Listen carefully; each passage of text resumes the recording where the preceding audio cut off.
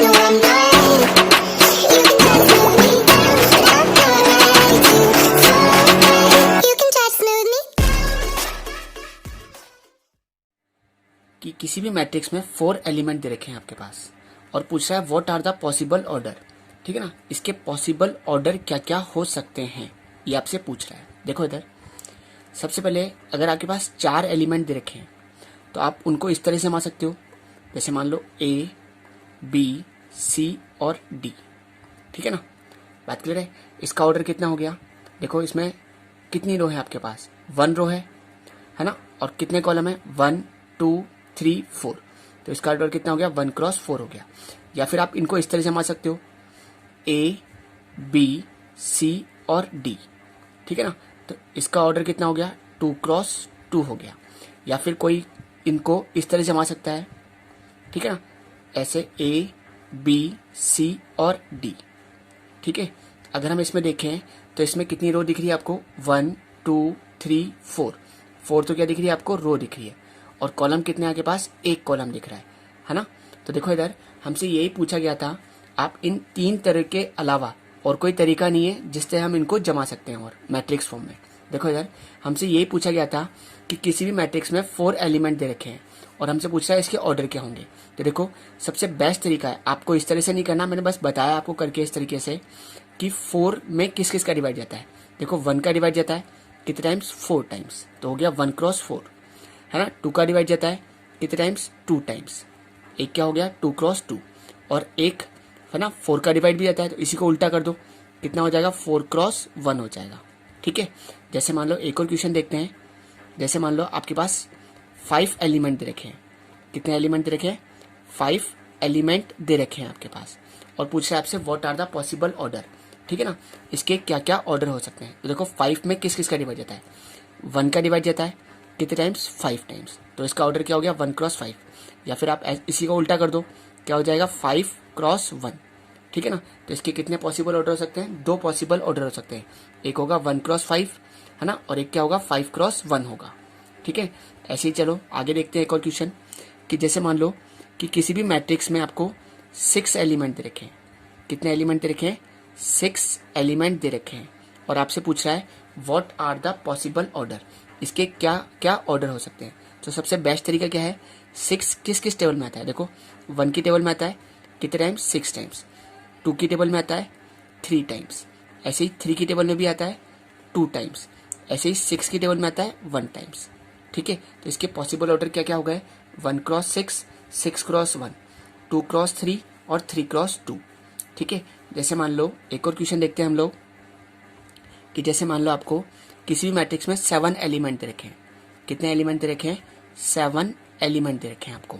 ठीक है ना, और आपसे क्या पूछ रहा है कि इसके पॉसिबल ऑर्डर कितने होंगे, है ना, what are the possible order, इसके ऑर्डर कितने होंगे।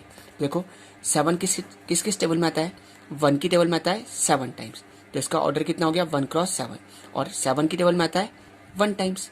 ठीक है ना, बात क्लियर हुई। अब देखो इधर हमसे एक क्वेश्चन पूछा जाता है इसमें कि इसके 2 ही पॉसिबल ऑर्डर क्यों है। ठीक है ना, क्या पूछा मैंने आपसे कि इसके 2 ही पॉसिबल ऑर्डर क्यों है। ठीक है ना, क्यों, क्योंकि 7 जो है वो क्या है आपका एक प्राइम नंबर है, इसलिए क्या होगा इसके 2 पॉसिबल ही ऑर्डर होंगे। अगर हम बात करें 6 जो है हमारा एक कंपोजिट नंबर है, इसलिए इसके 2 से ज्यादा क्या होंगे, पॉसिबल ऑर्डर होंगे। बात क्लियर है, चले फिर आगे। अब देखो एक और तरह का क्वेश्चन हमसे पूछा जाता है इसमें, देखो क्या पूछा जाता है। जैसे एक और क्वेश्चन बनाते हैं हम लोग, construct 2 cross 2 matrix A is equal to AIJ, है ना, where AIJ is equal to I plus J। देखो क्वेश्चन क्या बोलना चाहता है आपसे कि हमें यहाँ पर क्या करना है, एक 2 क्रॉस 2 का मैट्रिक्स बनाना है ना। बात क्लियर हो रही है, वेयर AIJ ये कितना रखा है के पास, I प्लस J के इक्वल रखा है। सबसे पहले 2 क्रॉस 2 का मतलब क्या हो गया कि इसमें 2 तो रो होगी और 2 ही क्या होंगे, कॉलम होंगे। देखो इधर अगर हम इसकी बात करें तो आपने क्या बोला, 2 तो रो होनी चाहिए आपके पास और 2 ही क्या होनी चाहिए, कॉलम होने चाहिए। ये हो गया R1 और R2, 2 तो रो और 2 ही कॉलम होने चाहिए।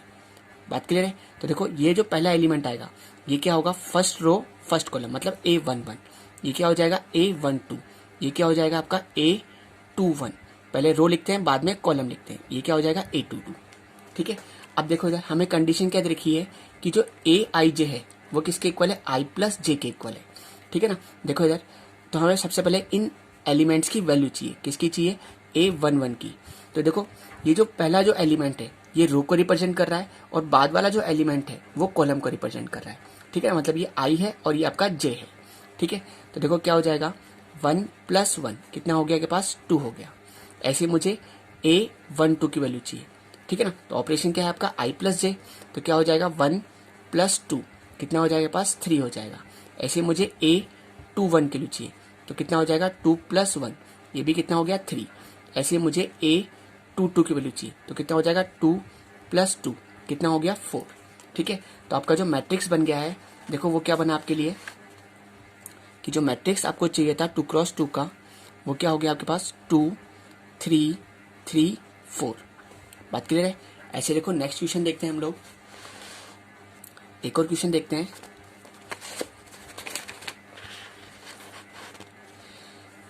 जैसे मान लो आपको बोल रहा है कंस्ट्रक्ट अ 2 × 3 मैट्रिक्स। हमें क्या करना है, एक 2 × 3 का मैट्रिक्स बनाना है। क्या नाम है उसका, A। ठीक है ना, और Aij इज इक्वल है ना, where Aij is equal to I - J। बात क्लियर हुई। देखो इधर इस बार क्या बोलना चाहता है हमसे कि हमें 2 × 3 का मैट्रिक्स बनाना है। 2 × 3 का मतलब क्या हो गया कि इसमें 2 तो रो होनी चाहिए और 3 क्या होने चाहिए, कॉलम होने चाहिए। बात क्लियर है। देखो इधर 2 रो मतलब R1 और R2, ऐसे कॉलम कितने चाहिए, 3 कॉलम चाहिए, C1 C2 और C3। तो देखो ये क्या हो जाएगा A11 A12 A13। ऐसे ही क्या हो जाएगा A21 A22 A23। अब इन सब की वैल्यूज निकाल लो। देखो इधर A11, ठीक है ना, तो ये I है आपका और ये क्या है आपका J है, तो कितना हो जाएगा 1 - 1 इज इक्वल टू कितना आ गया 0। ऐसे ही A12 की वैल्यू चाहिए, तो 1 - 2 कितना आ गया पास -1। ऐसे मुझे A13 की वैल्यू चाहिए, तो 1 - 3 ये कितना आ गया पास -2 आ गया। ऐसे मुझे A21 की वैल्यू चाहिए, तो 2 - 1 ये कितना आ गया पास 1 आ गया। बात क्लियर है। ऐसे मुझे A22 की वैल्यू चाहिए, तो कितना हो जाएगा 2 - 2 कितना हो गया 0। ऐसे मुझे A23 की वैल्यू चाहिए, तो 2 - 3 ये कितना आ गया पास -1। तो देखो मैट्रिक्स क्या बन गया आपका A इज इक्वल टू, ठीक है ना, A11 ये कितना है के पास 0, ठीक है ना, A12 ये कितना है -1 है ना, -2 1 0 और -1। ठीक है ना, तो ये क्या आपका आ गया 2 × 3 का मैट्रिक्स तैयार हो गया है। ठीक है, बात क्लियर है। चलें फिर आगे। ऐसे देखो एक और क्वेश्चन देखते हैं हम लोग। जैसे मैंने आपसे कहा क्वेश्चन है आपके लिए कंस्ट्रक्ट 3 × 2 मैट्रिक्स, है ना, A is equal to Aij, है ना, where Aij is equal to 2I + J upon 2। देखो क्वेश्चन क्या बोलना चाहता है ये हमसे कि हमें एक 3 × 2 का मैट्रिक्स बनाना है। 3 × 2 का मतलब क्या हो गया कि इसमें 3 तो रो होने चाहिए, है ना, और कॉलम कितने होने चाहिए, 2 कॉलम होने चाहिए। बात क्लियर है। क्या के पास 3 तो रो चाहिए, R1 R2 और R3, और कॉलम कितने होने चाहिए, 2 कॉलम होने चाहिए, C1 और C2। बात क्लियर है। तो देखो इधर ये क्या हो जाएगा A11, ये क्या हो जाएगा A12, ये क्या हो जाएगा आपका, पहले रो लिखते हैं फिर बाद में कॉलम, है ना, ये क्या हो जाएगा A22, ये क्या हो जाएगा पास A31 और ये क्या हो जाएगा पास A32। अब इनकी वैल्यूज निकाल लो। देखो इधर हमें Aij ये कितना दे रखा है 2I + J अपॉन 2 दे रखा है। बात क्लियर है। देखो इधर अब मुझे किस किस की वैल्यू चाहिए, A11 की वैल्यू चाहिए। ठीक है ना, तो I की जगह मैं 1 रख दूंगा, तो कितना हो जाएगा 2 × 1 + 1 अपॉन 2, है ना, ये कितना हो गया पास 3 अपॉन 2 हो गया। ऐसे मुझे A12 की वैल्यू चाहिए। ठीक है ना, तो I के लिए कितना रखना है 1 और J के लिए कितना रखना है 2। तो ये कितना हो जाएगा 2 इंटू 1 प्लस 2 अपॉन 2, ठीक है ना। ये हो गया 4 अपॉन 2, कितना आ जाएगा 2 आ जाएगा, ठीक है ना। अब ऐसे ही मुझे A21 की वैल्यू चाहिए, किसकी वैल्यू चाहिए A21। अब मुझे I की जगह कितना रखना है 2 रखना है और J की जगह कितना रखना है 1 अपॉन 2। ये कितना हो गया 4 प्लस 1 5 अपॉन 2 हो गया। ऐसे ही मुझे A22 की वैल्यू चाहिए, तो देखो कितना हो जाएगा 2 इंटू 2 प्लस 2 अपॉन 2, 4 प्लस 2 6, 6 का हाफ करेंगे कितना आ जाएगा 3 आ जाएगा, ठीक है। बात क्लियर हो रही है। चलें फिर आगे। अब देखो इधर ऐसे ही मुझे किसकी वैल्यू चाहिए A31 की वैल्यू चाहिए, तो I की जगह मुझे कितना रखना है 3, है ना, प्लस 1 अपॉन 2, तो ये कितना हो गया 6 प्लस 7 अपॉन 2, ठीक है ना। ऐसे ही मुझे A32 की वैल्यू चाहिए, तो 2 इंटू 3 प्लस 2 अपॉन 2, कितना हो गया 6 प्लस 2 8, 8 का हाफ करेंगे कितना आ जाएगा 4। तो देखो आपका जो मैट्रिक्स है, ठीक है ना, वो क्या तैयार हो गया आपके लिए, बोलो क्या हो गया आपके लिए 3/2 2, 5/2 3, 7/2 और 4। बात क्लियर है। चलें फिर आगे। अब देखो इधर, अब नेक्स्ट टॉपिक है हमारा equality of matrix. Next topic क्या है आपका equality of matrix. Next topic है आपका इक्वलिटी ऑफ मैट्रिक्स। देखो नाम से पता चल रहा है इक्वलिटी, यहाँ किसकी बात कर रहे हैं हम, है ना, इक्वल की बात कर रहे हैं। देखो इधर ये बोलता है कि हम दो मैट्रिक्स को हम क्या बोल सकते हैं इक्वल बोल सकते हैं। क्या बोलना चाहता हूं मैं आपसे कि हम दो मैट्रिक्स को इक्वल बोल सकते हैं, है ना। तो आपने वही बोला कि 2 matrix are said to be equal matrix if, है ना। इसकी पहली कंडीशन है कि order of both matrix are equal. Order of both matrix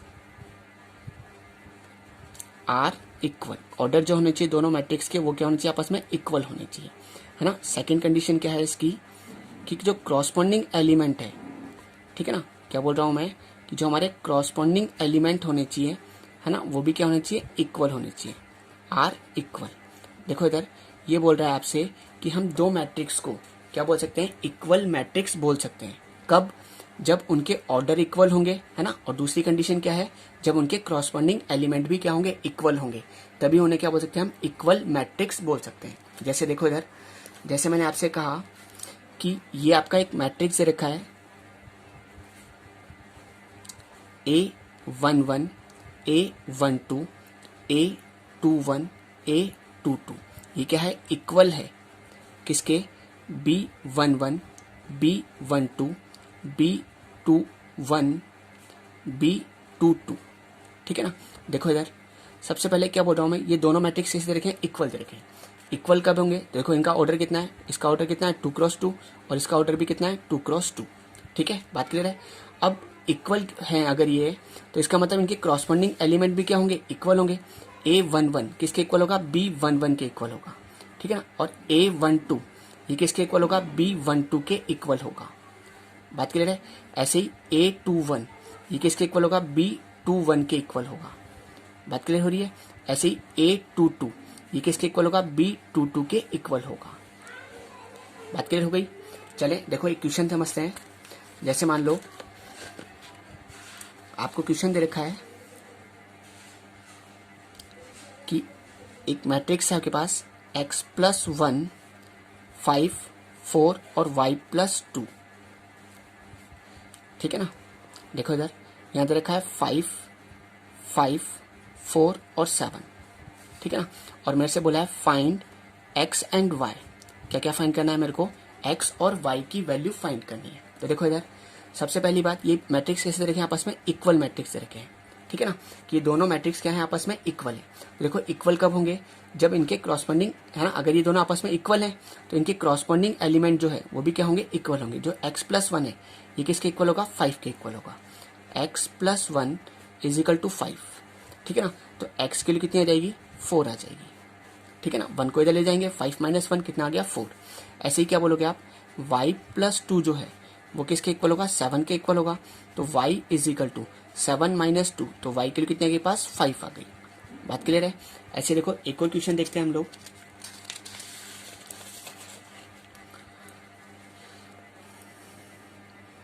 जैसे मान लो आपको मैट्रिक्स दे रखा है 3x plus y minus y 2y minus x, है ना, और 3।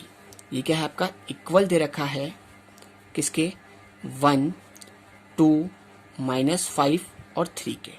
और वही आपसे क्या पूछ रहा है, फाइंड x एंड y। हमें यहाँ पर क्या करना है, x और y की वैल्यू फाइंड करनी है। देखो इधर अब हमारे पास दो तरीके हैं। देखो एक तरीका तो सिंपल वाला बता रहा हूँ आपको मैं। सिंपल सा तरीका क्या हो गया कि जो माइनस वाई है ये किसके इक्वल होगा, 2 के इक्वल होगा। माइनस का वाई ये किसके इक्वल होगा, 2 के इक्वल होगा।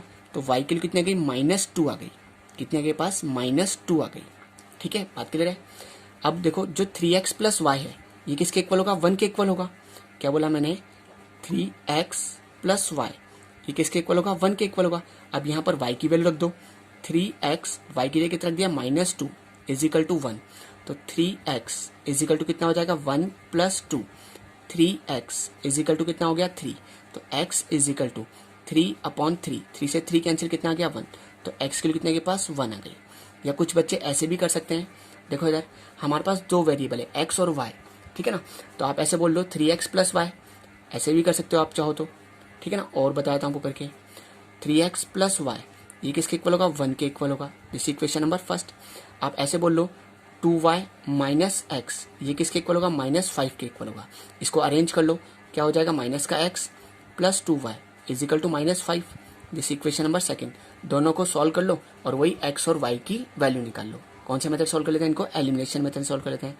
3x plus y is equal to 1 और ये क्या है, माइनस का x plus 2y is equal to -5। ठीक है।